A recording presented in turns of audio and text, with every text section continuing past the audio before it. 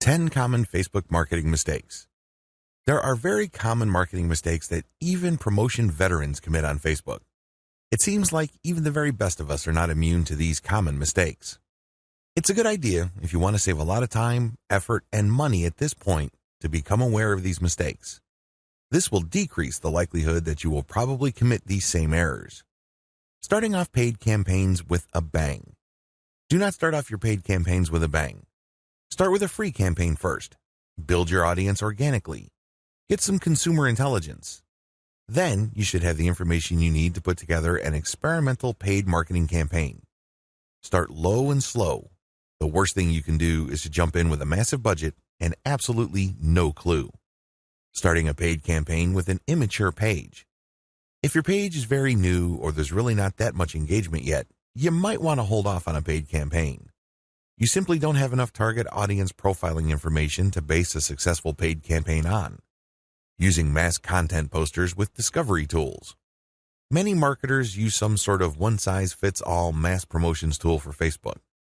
They would discover all sorts of Facebook groups and pages, and then they would use this tool to spam those areas. Don't do that. You're not doing your brand any favors when you do that.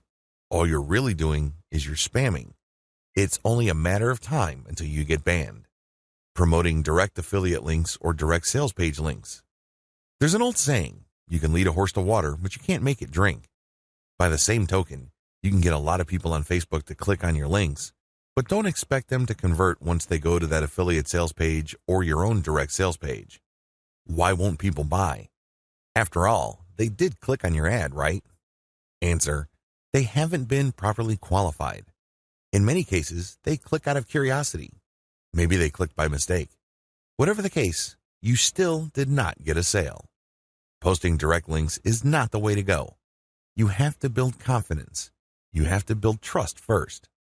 Pulling random content and curating them based solely on keywords. You can't be lazy and just set Facebook publication tools up to just pull any and all content from Facebook that has something to do with your keywords and then just blast them out. You're just spamming when you do that.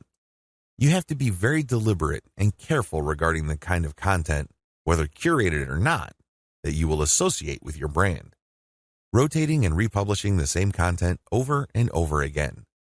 Have you ever gone to a Facebook page and it seems like all the content got reposted over and over again within the same day? The idea behind this practice is that the more Facebook audience members see the content, the more likely they will click through. It looks like you're just spamming your page fans over and over again. Don't be surprised if they unlike your page. Wholesale optimization of ads. Another common rookie mistake on Facebook involves paid ads. If you notice that one of your ads is simply not performing, it's very tempting to just come up with a brand new ad by completely replacing the ad with something that looks totally different. When you do this, you really don't know which part of the new ad is succeeding or failing. You're basically taking shots in the dark. If your ad's performance improves, you don't know what caused the improvement. You have to have some sort of strategy or method that will enable you to track where the improvement in your click-through and, ultimately, your conversion rates are coming from. Simply swapping out ads in total or in whole doesn't really give you the data that you need to make effective decisions. Copy and paste competitor ad strategy. Some marketers are so lazy that they would just look at their competitors and essentially just copy their ads. Of course, they're not going to copy word for word, but they still end up failing. How come? Well, your competitor spends a tremendous amount of money optimizing the ads that they're showing. Their ads work. However, you won't get a competitive advantage if you copy them wholesale. You can't just copy somebody's ad without knowing what you're doing. Indeed, only a certain portion of your competitors' ads truly deliver results. If you don't know what you're doing, you don't know what portion that is, so you're basically taking a wild stab at your ad's design. You may be saying the wrong things at the right time, or you're saying the right things to the wrong people. You end up failing. Quitting paid marketing too early. Many rookie Facebook marketers have a one-time, big-time mindset. They've heard of how awesome Facebook traffic is, so they put together some hard-earned, precious capital to run an ad campaign. If the campaign doesn't work out according to their expectations, they're too quick to pull the plug and quit FB ads altogether. Just because things aren't working out, it doesn't mean that you have to pull the plug on the whole thing. You can stop certain campaigns and start new ones and operate with the same budget. You'd make modifications of your existing campaigns. Failing like a huge train wreck. Have you ever seen a slow-motion train wreck? It's quite sad because it's all too predictable, but you can't turn your head and look the other way. You want to know what's coming next. You know, at the back of your head, what exactly is going to happen, but it's so slow, so massive, that you just can't help but look. Your Facebook marketing campaign can proceed the same way. You know that the campaign is failing, but you can't quite put your finger on the cause. So you just go through the motions like a deer with its eyes caught in the headlights. Why not choose to learn how to fail quickly? Since you're not going to make 100% of your shots, learn to live with this fact and move on. Learn to fail quickly using a tiny budget. This way, you can run many different experiments. Even though the vast majority of them are failures, that's okay. You only spend a fairly small amount of money figuring out winning ads. Please understand the nature of the 10 mistakes above. Imagine yourself being in situations where these mistakes are likely to take place. Learn how to spot them well in advance. Prepare your plan B should you find yourself committing these mistakes. The 8 most effective ways to market on Facebook. Let's get one thing clear. There are so many ways to market on Facebook. In fact, the only limit to how you can get people to go to your website or learn about your brand or cause is limited by your imagination. As long as you can post a link to an outside site doing something on FB, that activity is a potential traffic generator.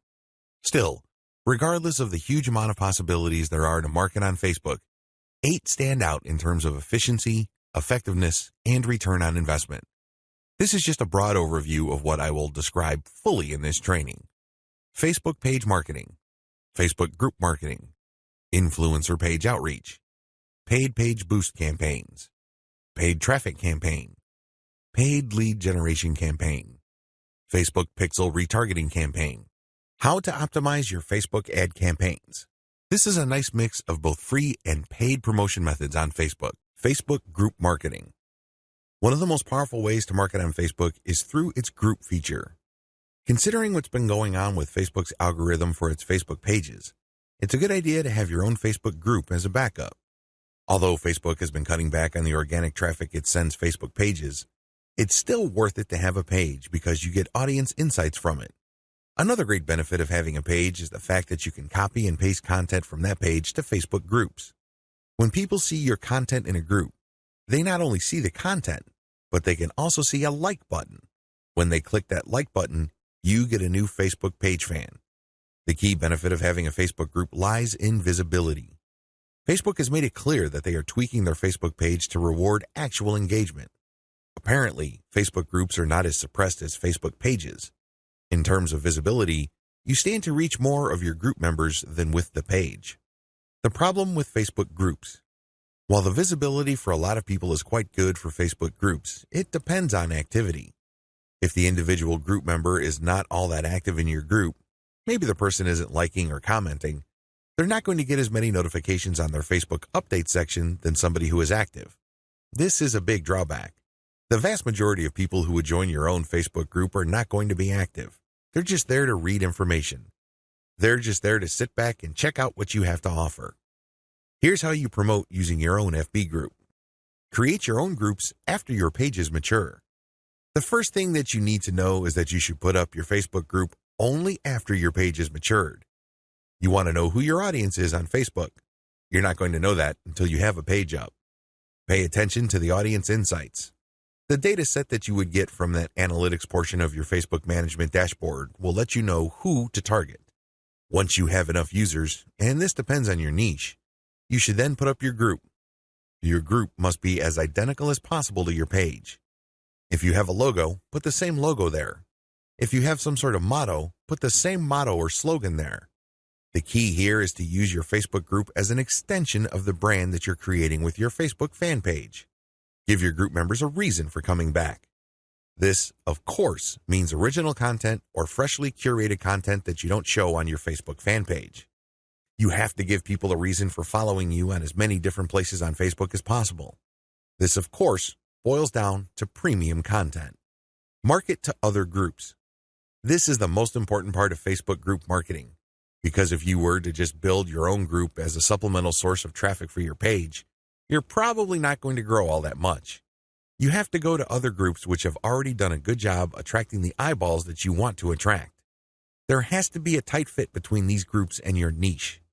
Go to those places and become a credible poster. This means that you should refrain from just dumping the same content that you have on your page to these groups. Invest time in them to become a local expert or a credible authority. It doesn't take much. If you're the first person to always comment and your comments are always insightful or bring new information to the table, people sit up and pay attention. People can see that you are an asset to the community, and they are more likely to give you the benefit of the doubt when you share content that obviously comes from your page. Once you have established credibility, share your own page content. As I've mentioned above, these posts not only have content and your brand, but also a like button. This is a great way of getting page fans. Always engage. When people comment on what you post, reply. They might be haters, they might be critics, but it doesn't matter, reply anyway. This conditions the mind of your readers that you are approachable, accessible, and you actually want to help people out. If you just drop a link and take off immediately, you're a spammer. You're not a community member. You're obviously not somebody who's there to add to people's knowledge and bring value to their lives. My most important tip: after sharing high-quality third-party content that you do not share on your page in groups, pay close attention to your page's audience insight. Find your most popular piece of content. Look for third-party content that is similar to that and see if you get a lot of positive engagement when you share that material. If this pans out, then use content from your site that fits the same themes as the tried and proven popular content on the Facebook groups that you're in, and use those to get page likes. How to optimize your Facebook ad campaigns. Follow the steps below so you don't overthink things and make bad decisions when optimizing your FB ads. Reverse engineer your competitors and come up with a standard model. If you have a personal account, find your competitors and like their pages. Before you know it, you'll start seeing ads either from your competitors themselves or from businesses that are very similar to your competitors. Pay close attention to these ads. Reverse engineer them to find the standard model for these ads. In other words, go through as many of these ads as possible and get a clear understanding of what kind of pictures, headlines, and text they use. Also, if they are mostly promoting posts, pay attention to that. Whatever the case may be, look at what they're doing and see common patterns. Focus on the most commonly used strategies because this gives you the industry standard model. Don't get sidetracked by ads that seem so different, so new or so innovative, because if they are so different from the industry standard model, they're outliers. There's a high chance that those ads do not convert. Come up with your own version and test with a low budget. Test with a low budget. You don't want to burn through a tremendous amount of cash during the testing process. There will be a time and place for you to get crazy with the budget, but now is not the time. Create variations and test. Now that you have come up with your own version of the standard model, create variations of it and then run low-budget tests. Do not do this randomly. Do not do this based on your feelings or impulses. Instead, you have to follow certain rules on how to create variations. Otherwise, you wouldn't know which part of the ad accounts for its greater success. I've seen this happen many times. In fact, I've committed this mistake before. I would take an ad and test it. I would notice that it's not getting that many clicks, so I'd change half of the ad. Maybe I changed the picture and then the headline, or I would change the heading and the description. Whatever the case may be, I would change half of the ad, and sure enough, it would improve. But when I try to improve things again by changing the other half of the ad, it falls apart. You want to establish a way of effectively tracking which changes accounted for which improvement. By using this method, you can optimize parts that work to reach peak convertibility and then work on the other elements of the ad that could use some improvement. However, you have to do this in a systematic way. I've described this in the section below. Pick the winner and make further variations. Now that you have made variations of the original and you ran a test, there will be at least one winner. It gets the most clicks and conversions. Make variations of it and you run the test again. Keep testing until you find the ad that delivers the best return on investment. The end of this process is pretty straightforward. You keep making variations and you keep testing on the cheap until you find an ad that delivers the best ROI. In other words, it delivers the most conversions while costing very little money. I know it sounds like a fantasy at this point, but it is doable with testing. Scale up. Increase your ad budget to your winning ad to pump a massive amount of traffic to it. You should only do this when you are dead sure that you have a winning ad on your hands. In other words, you have tested it rigorously and have optimized it to the point that it cannot improve its conversion rate any further. That's when it's ready to go big time.